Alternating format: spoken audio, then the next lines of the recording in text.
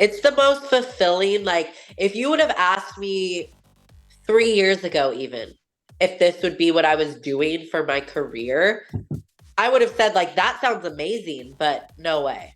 33 years old from Bothell, Washington, out of Team Body Shop Fitness. That's Danielle Rainwater.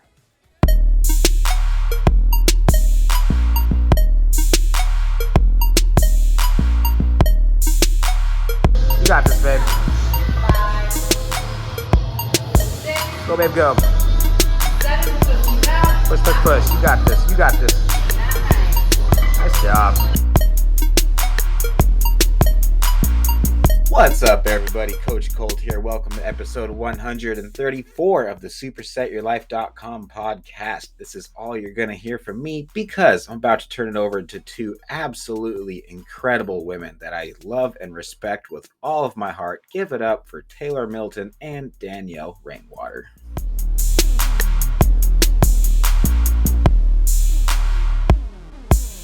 Today we have a very special guest, Danielle Rainwater.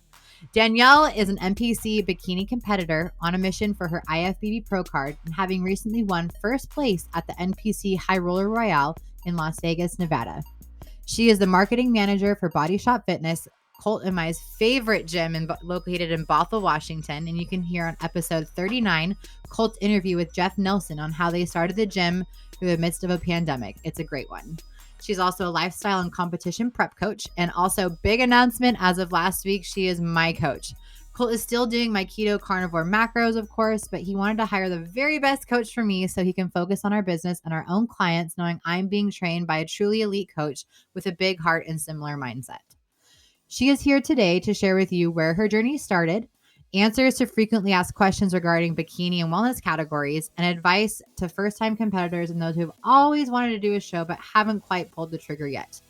Danielle can be found on Instagram at Danielle Rainwater, YouTube channel Body Shop Fitness, Facebook where you can join her free Facebook group, and be sure to check out her link tree on Instagram for consultations, downloadable resources, and her latest content. Danielle, welcome to the show.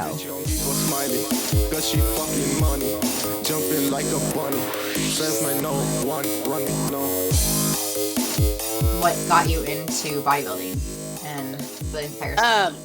Yeah. So growing up, I was always, and I'm going to like apologize to you and your audience because I sound so congested. So it's all good. Colt's been sick for like the last 2 months. It's all good. They're used to hearing congestion coming from our podcast. It's all good. Yeah. If I'm taking extra breaths, don't mind me. Yeah. So growing up, I was always super active. I showed horses growing up. So I've been in the competitive nature too. I ran track. I was in musical theater. I sang. And I did pageants. I was actually Little Miss Washington when I was 6. Really? That's cool. Yeah. So I'd always kind of been, I've been on stage. I love performing. I've always been super competitive. My parents and just family around me always held me to a very high standard or just like expected the best from me. And which is an amazing way to be raised because it's taught me the discipline that I have today. And I still hold myself to a very high standard because of that. And so I went to college. And when I went off to college, I kind of quit most of that because I wanted to dedicate all of my time to my studies and doing really well in college. I did go to run track in college, but I ended up fracturing my ankle and I just didn't feel like it was worth long-term injury just because the school I went to wasn't super known for athletics. And so I really wanted to like dedicate my time to my studies. So I kind of was like, what do I do with my life? Like I have all this extra time. And so I started going to the gym more regularly, playing around with like different workouts. But in college, I feel like I was kind of just working out to work off what I did during the week and the weekend. I did join a sorority. I did enjoy the college activities of partying and kind of quote unquote thinking that I was eating healthy, but I was more like eating to like undo what I thought I did with drinking and my eating habits on the weekends. Right. Pretty so fast college experience, I think. Oh yeah. Yeah. We went through the same thing. I'm glad that I got it out of my system because like I've done that. I know how I feel doing that and I have no desire to do that again. Right. Oh my gosh. Um, Totally. yeah, so I graduated college, started working for a digital advertising agency in Seattle. I went to school in Tacoma, grew up in Puyallup, so Okay. born and raised in Washington. Uh, and started working for a marketing agency in Seattle, lived the corporate life, all of that. Again, still working out, but I wasn't getting the results that I wanted. And so Yeah. I kind of started doing my own research because health and fitness had always been something that really interested me. I started learning about flexible dieting and macros. And kind of started implementing them on my own and started watching like my body transform. I was feeling different. I was Yeah. lifting heavier. I had changed the way I was lifting. And then I went to a gym up in Lake Stevens that had a few competitors. So I started kind of seeing people getting ready for shows, Yeah. that kind of physique. And actually, a trainer that was a trainer there before or then who is now a trainer at our gym. It's Oh, kind of nice. cool how it's come full circle. Yeah. He just kind of approached me and asked if I had ever like thought of competing. And back then, when you heard the word bodybuilding, I mean, it's evolved so much just over like the past like 6 years. Oh, yeah. I always thought of just like big, huge muscle men and women, which Yeah. there are still that. Yeah. But there are so many more divisions now. So Mhm. I started digging in again, doing my research, and I found bikini. And I saw this and I was like, like I was still very naive, but I was like, I think I could do this. Like, it's kind of cool. It's kind of like a muscle pageant. Like, it's Yeah. got the competitive nature, it's got the health and fitness, it's got the performing. And so I kind of decided to just like take a stab and I started working with a coach and we did my first show. I definitely was way too small. But like So I said back how old then, were you when you did your first show? If that's okay, if I ask that. it was in 2017. So I was like 27. Oh, sorry, I just shut that window. Okay, nice. Yeah. Yeah, because Cool. I'm 34 now. Okay. So I did the first show and like I got off stage. Like I wasn't sure what was gonna happen, but I got off stage and I was like, oh my God, when do I get to do that again? That's cool. Yeah. So that's kind of how it started. I worked with that coach for 6 years. We did, I want to say 7 shows together. Wow. And just last year I switched to the coach that I'm with now. Okay. Nice. That's cool. So you were bit by the bug then. Like, Oh, for sure. Yeah. cool. That's exciting. So, going into like your first show and then having done this last show season, what do you Yeah. think the biggest thing that you've learned is over all the shows that you've done? Oh my gosh. I mean, when I first started prepping, I think the biggest thing is how you train Mm-hmm. and how you feel your body.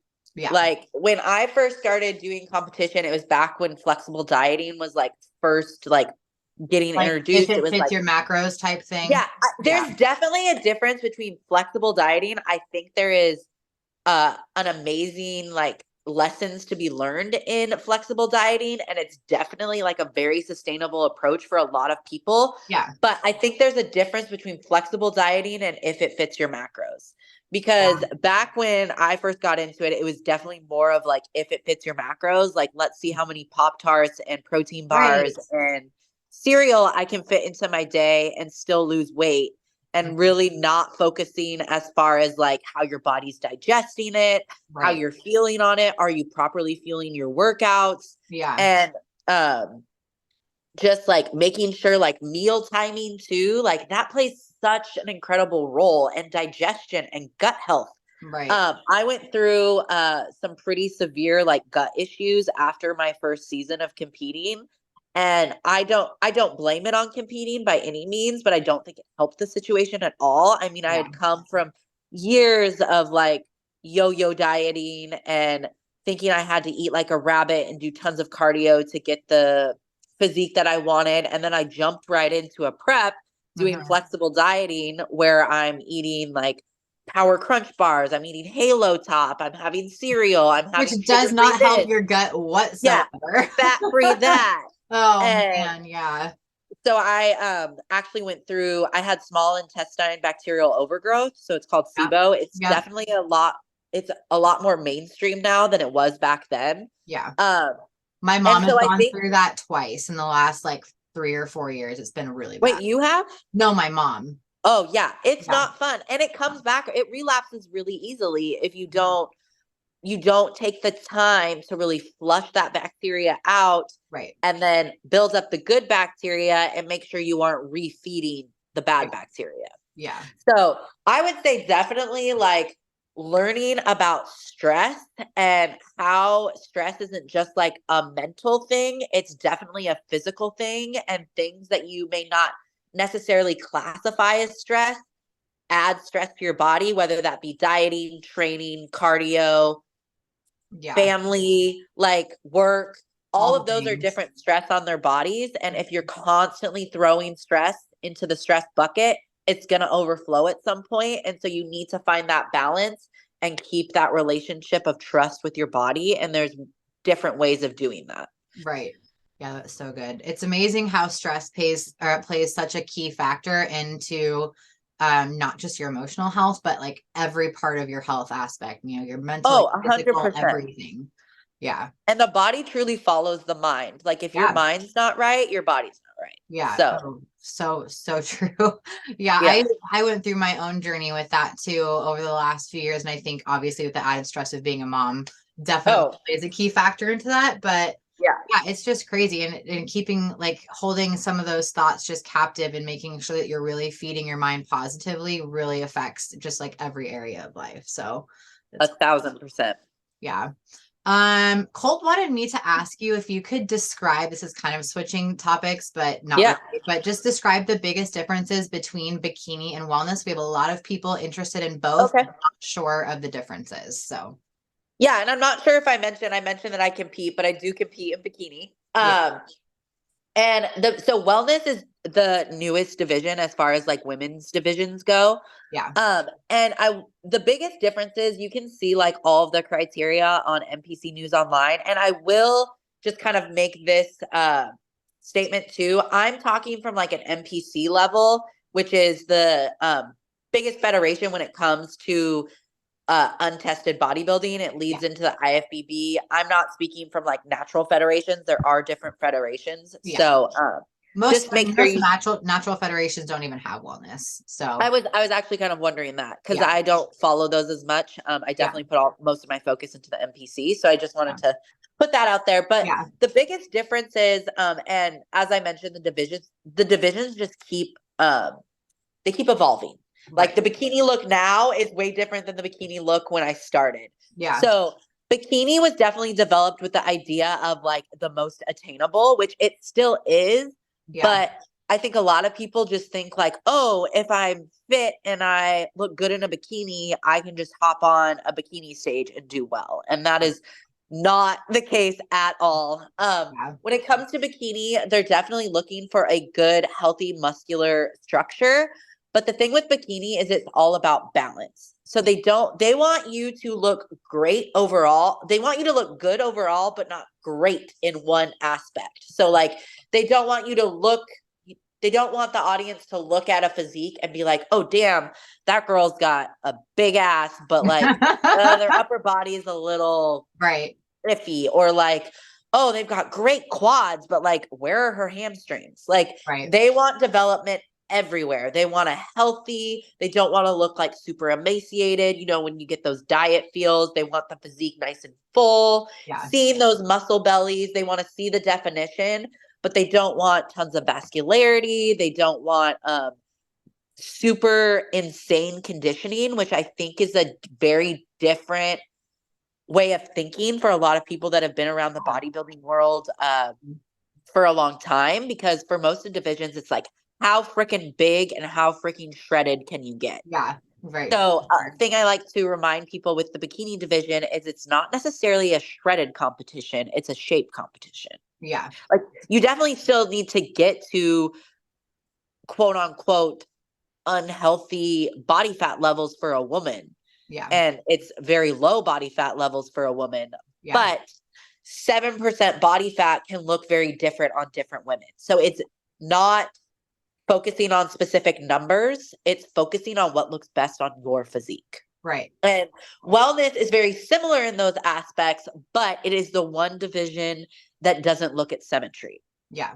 They want very similar conditioning to bikini, but it's made for those a little bit heavier bottomed women Yeah. that may not be able to get that symmetrical look because genetics. Because as much Right. as we don't want to say that genetics play a role, they do. Oh, they like, do. Yeah. Like this is a physique sport. Right. So you kind of got to have the genetics. Some genetics are not just going to play in your favor. Yeah. And the one thing I do like to mention, because just as women, naturally, we carry body fat more in our lower half, those inner thighs, our glutes, and then like our love handle areas.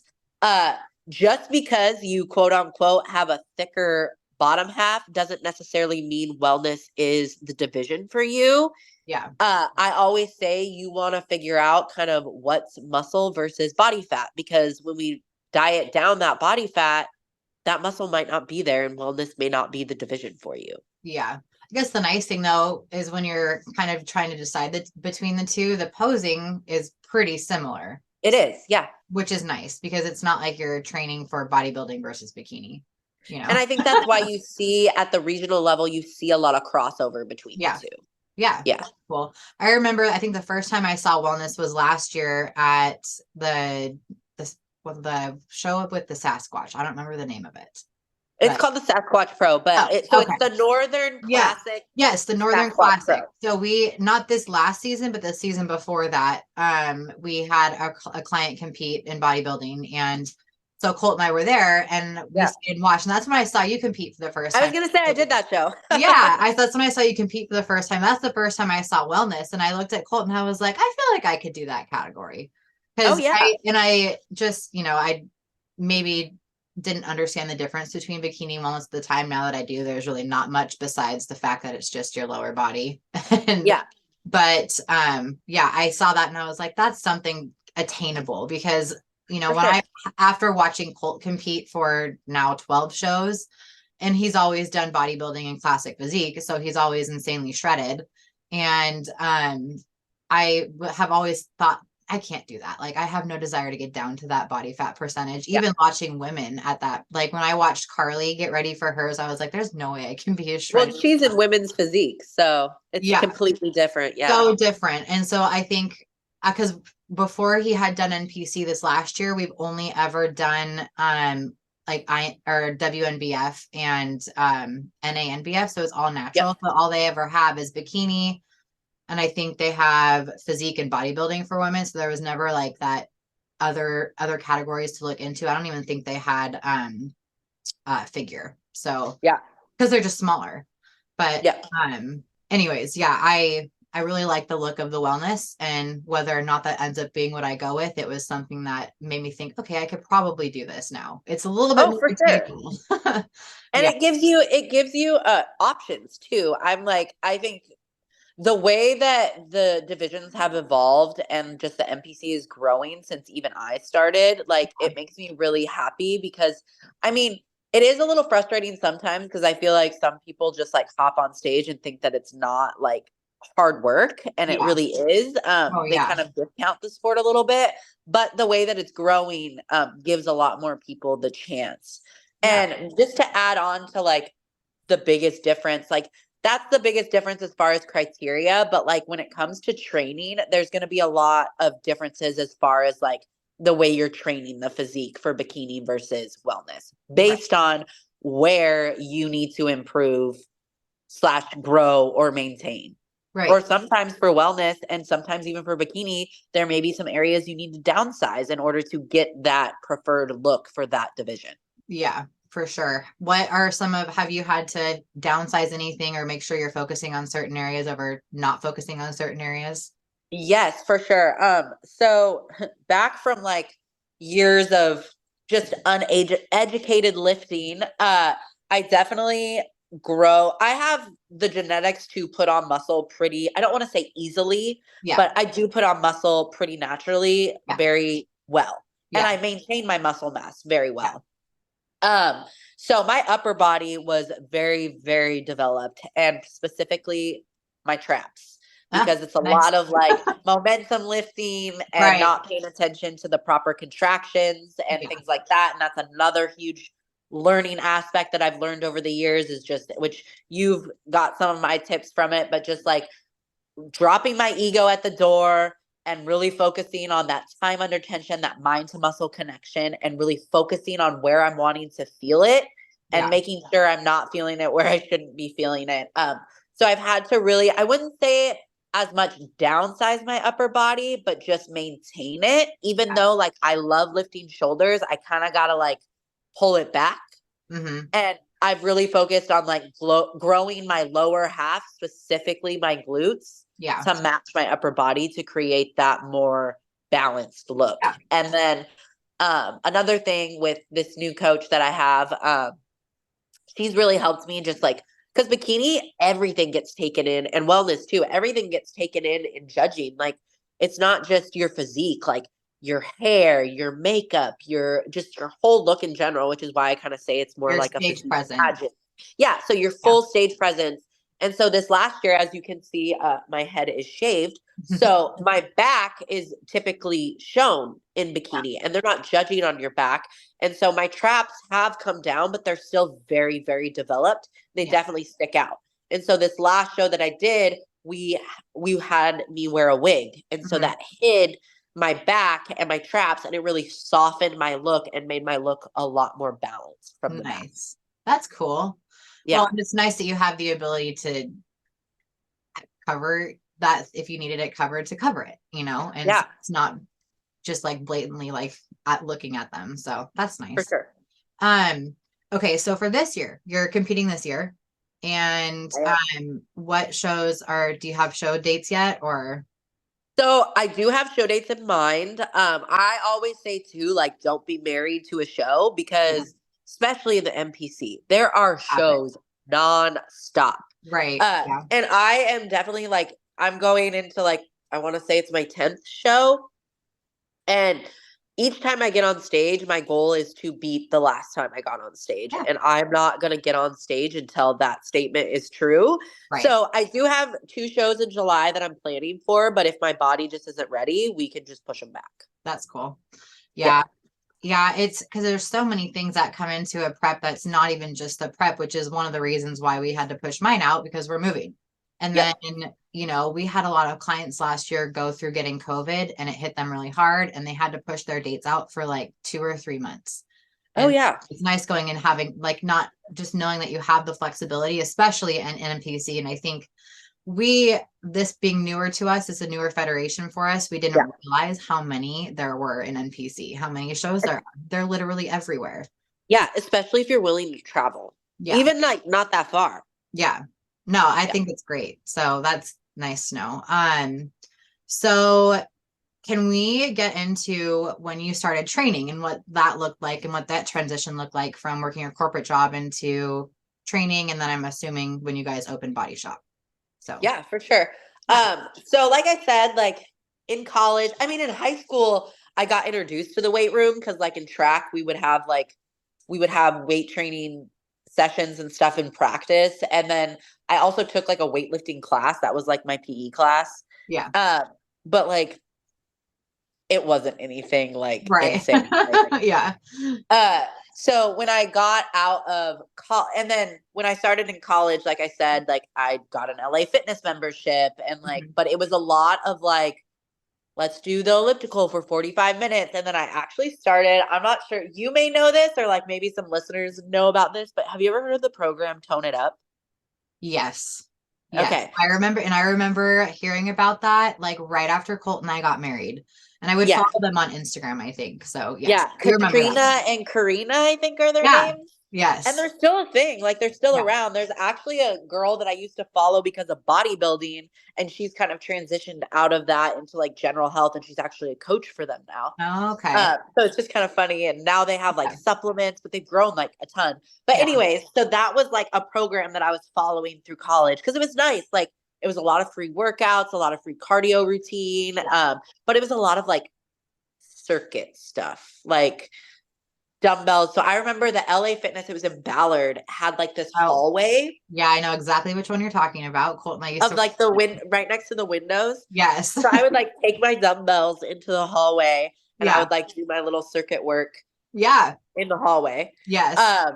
And then like, as I mentioned, as I started like learning about macros and like training, like bodybuilding.com was a really big thing back then too, which like, it's still a thing, but it's not as big as it used to be. Right. But like, there were like all these different like chat rooms. They had different like programs on there. Like, I want to say her name was like Jamie Easton. Mm. So I like would follow her workouts and like Yeah. I used their app, and it was definitely more like weight training. Yeah. And so I started doing things like that. And I started to see like when I started focusing, I don't want to say so much on heavier lifting, but like a lot more like hypertrophy training versus Yeah. like circuit training. Yeah. I started seeing a lot more development in my physique and growth.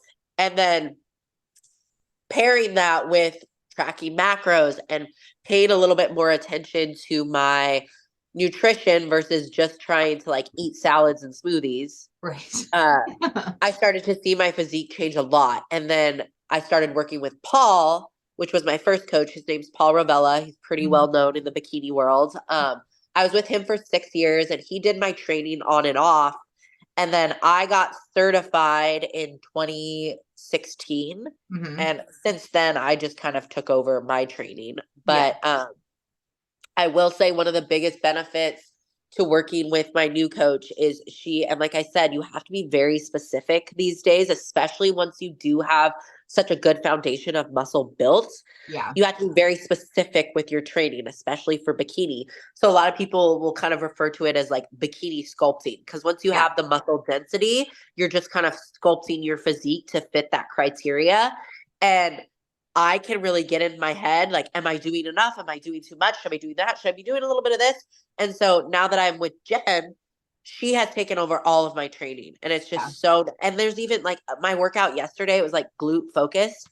It like, I don't want to say it's easy, but it's like a very quick workout. And like, if that would have been me, I would have been like, oh, that only took me 30 minutes. I need to do more. Right. And so that's been a big development in my thought process as far as like training and being able to be objective with clients and myself. Right. That's cool. So, when you started, did you start personal training other people then, or is that like a newer thing? So, in 2016, I was still working corporate life. And so I kind of, I would say that was kind of like too, when like online coaching was like really starting to like pick up some momentum. And I was like, oh, that's kind of a cool option. So like, I was kind of trying to get some online clients because I didn't really have the flexibility to train people in person. Yeah. So I was kind of just helping people. I started helping people for free just to like get the experience. Yeah. And then at that gym that I trained in Lake Stevens, another person had approached me, and he actually owned a personal training studio in Woodinville. And it happened to be like 5 minutes down the road from where I worked corporate. Because at this point I was now working for Precor in Woodinville. And he offered me a job. And so I started working nights. Wow. Personal training. And then I started prepping, and I just like, I had this realization of like, I can't do all of this. You can't do it all. Like, it's too much stress, and my body's not going to like progress the way I want it to in prep if I keep doing this.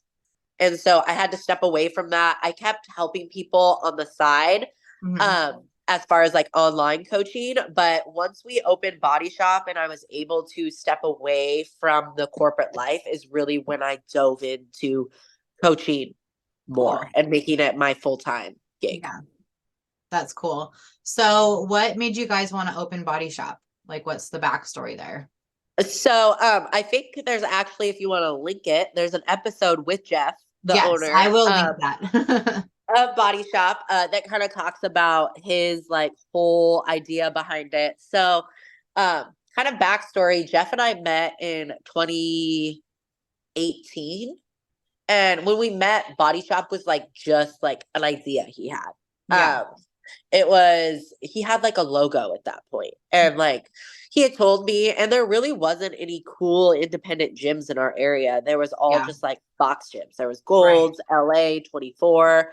Right. There are some independent gyms in Washington. There just wasn't any in our like direct area. We have a pretty healthy amount of bodybuilders that needed a place to be able to like come together. Yes. And so that was like his vision. And so we met in 2018. We kind of went our separate ways for a while. And we came back together in 2019, and he actually had found a space. He had already like picked out his equipment, and I went in to kind of just like give him some feedback because he knew that I worked. He knew that I worked in the fitness space. He knew that I was a competitor. He was like, "Hey, I would love your feedback on like what I have so far and everything like that." And so we came together. I went and tried it out. We just kind of started talking, and my degree is in marketing. And if anybody knows Jeff, social media, talking to people, networking. Talking to people, not really his thing. Not his cup of tea. Like he is introverted to the core. He is very strongly business minded. But being an extrovert and like social media and all that stuff, fit for you. So we just kind of like partnered up. And I took over the marketing part. He took over the operations. It was just him and I for really the first like year and a half. And I was still working my corporate job too. And so I was, for the first like 6 months to it. Well, no, it was probably like the first like 4 months. I was going into the office during the day and then coming to the gym and helping out at night. And Jeff was working. It was before we were 24 hours too. Jeff was working from 4:30 in the morning to like 9:30 at night. And then we would go home, do it again. And business owner life though. I mean, you just got to do what you got to do to keep costs down. And then COVID hit. We opened November of 2019. We opened November 16th, 2019. And we had to close down March 16th, 2019. Wow. Or 2020. So it was like, what, 6 months? 4 months? And so that was kind of an odd blessing because we did close down for the first 3 months because we didn't know what it was. And then like kind of as we started to learn more and we got told that we still had to pay our bills, like we were like, well, we can't pay our bills if like we have no one coming in here. So we kind of did the whole like black market gym, like it was awesome though, because that's how we found out about you guys, because my sisters both worked out there and you guys were the only gym open near us anywhere. And so we would drive up to Bothell because my sisters and my mom lived up there when we were in Renton.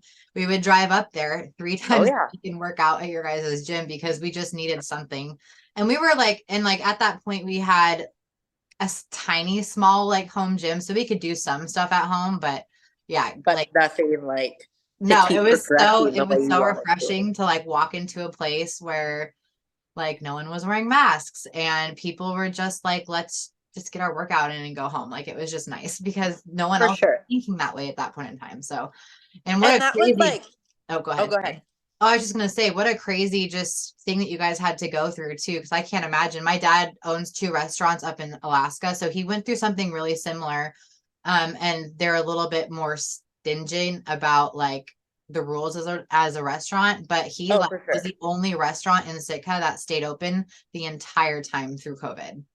And like we tried to abide by the rules as much as we could, and like we weren't like telling people don't wear masks, but we're like it's your choice. Because that was also a liability, like being a gym and telling people they have to wear this mask that's cutting off their oxygen flow while they're trying to do these workouts, exercises and cardio. Like that's a whole nother liability on our end. And so it was a blessing in disguise, like getting back to my job where I was working from home then. So I was able to work from the gym, really help Jeff, and it built like the big thing too that Jeff really wanted to build was a community, and not necessarily a bodybuilding community, but just a community of like-minded fitness enthusiasts that are all like working on becoming their best selves. And as odd as it is to say, I think COVID was a bit of a blessing because it kind of like jump-started that. Because all the people where fitness was a huge factor in their life were all coming together because they needed that, especially during a time like that, because it was keeping them safe. Oh yeah. No, I mean, COVID for us was a very similar thing because Colt lost his job. He was laid off like I think 3 months, I think in July. And so we had a big heads up that he was getting laid off. So that's when we really transitioned. That's when we opened Super Set Your Life. And that's when Yep. we transitioned him to doing like training full time, which we would not have done, but it was the best decision we ever did. So Oh yeah. you know, through the struggle came something much better than we were expecting. So, and same thing for you guys. And it's crazy to Well, see how many people go to Body Shop now. Everybody in that area like knows the gym, either goes there or oh, yeah. just people that go there. Like it's a very well-known place, which is just really cool for us to see. It's definitely a very centralized place for people. They come together, they'll cut like we even have members that aren't like daily members. They just come like on the weekends or something like that to get a Yeah. change of pace or just because they love the culture, they love the environment. And it's a very like we always say, like we always see ourselves as more than a gym. Like we're definitely a family. Like yeah, we probably know things about members that most gym owners would never know. or most family members of those members don't know. That's so Yeah. cool. Yeah, our plan was at one point, and it might still be our plan to open up a gym eventually, but we really enjoy like not having the gym overhead right Yeah. now, which is nice. But I just think it's really neat that you guys are be like able to create that environment, create just that culture within that gym and the people that go there. And that's definitely something that like really attracts us to that and to like being able to open up a gym of ours someday. Like Colt has always loved Body Shop. And whenever we would talk about it, he's like, I would just want to open up something that's as big as Body Shop, like has the same like vibe and everything. Like it's just everything that we like about a gym. Yeah, for sure. And like, I remember Cole actually mentioning that on the podcast he did with Jeff that like he wants to open a gym someday. And like, I will say, like, you don't open, and I'm sure Jeff will say this too, you don't open a gym to get rich, but it is a very fulfilling thing to do. I mean, because just like you don't become an people. online personal trainer to get rich either. And No. because I mean, it's just kind of impossible if you're the like, because it's only us and like, you know, as for owning like your own, you know, training company as well. It's like you can only do so much, but you get to be involved in a really neat aspect of people's lives that nobody else really has access to. And you earn 100%. people's trust in a way that, you know, a lot of people don't have the ability to do as well. And it's very, it's the most fulfilling. Like if you would have asked me 3 years ago, even if this would be what I was doing for my career, I would have said like, that sounds amazing, but no way. Yeah. Well, and it's funny because when Colt first like got his personal training certificate, because he had people coming up asking him to train him all the time. And so he was like, okay, well, I'll just get a random training certificate. And he did. We were charging like $50 because we never knew that you could actually like do that for like full time. Then we, you know, after that hired people to help us like scale our business and like plan out how to do our training packages and all that stuff to turn it into something you can do full time. But it was always something we had loved to do. Training has always been in our background, both of us as athletes, like we've always been in the gym. And so it's really cool to see how it's become what we do for money, but it's not even we do it for money. We do it because we just want to help people. 100%. And I think the health industry is so much better than like when people go in to be like, not that doctors and nurses don't go in to do that because they want to help people, but I feel like in this industry, you get to help people out of their bad habits and out of like their health issues and stuff. And you don't have that option in a lot of other industries that say that they're for the health, you know? Well, in the way that like doctors have to go about it, like they don't have the flexibility to take the time and really dive in. And like in the Western medicine, like they've kind of siloed doctors into specific, like there's your general health practitioner, but then they can't prescribe for this. You have to go to a different specialist for this and all of this stuff. And there's that's lots the biggest of red thing. tape. Yeah, that's the biggest thing I say too. Like, I'm not a doctor by any means, and I will never like tell you to change anything that your doctor has said. But I feel like I pull from personal experience and I can touch on a lot of different topics and be able to kind of like push people in the right direction. And I get to see that all kind of work together and come full circle to people building healthier and happier lives. Right. And I think the biggest blessing out of like the life that we've chosen with being trainers and working in this industry is not just like the physical change in people, but just like their emotional and mental change, because they just become happier, more fulfilled, and just more on purpose, you know, and it's so much more rewarding that way than just solving like a physical problem. Oh yeah. I have, I mean, you know, you do my check-ins. The very last question on my questionnaire is like, what are 3 wins you had from this week? Which like, I do that because it helps people kind of reflect and be like, even if they had a down week, even if they felt like the week was a total like bust, they're able to reflect back and like small little wins. And my favorite things to read aren't like, oh, I dropped 5 pounds or I hit a PR. Like my favorite things to read are like those mental wins, like non-scale victories are like my favorite, like favorite things to read. Yeah, that's so cool.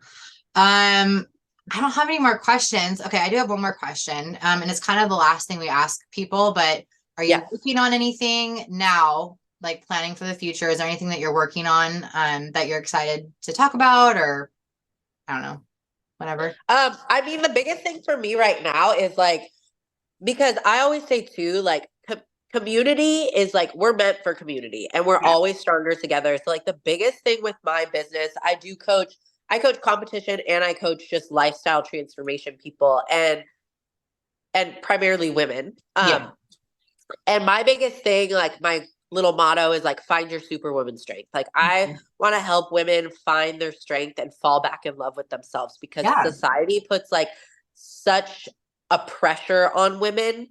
And I feel like a lot of us already put enough pressure on ourselves, and we live behind a lot of shame, a lot of guilt, a lot of negativity just on ourselves, because we don't feel like we're succeeding in every single aspect we're supposed to be succeeding in. And I want to help women realize that like they're stronger than they truly think. And like they're beautiful just the way they are. Yes, we can all want to be better, but like we need to appreciate where we are every season of our life.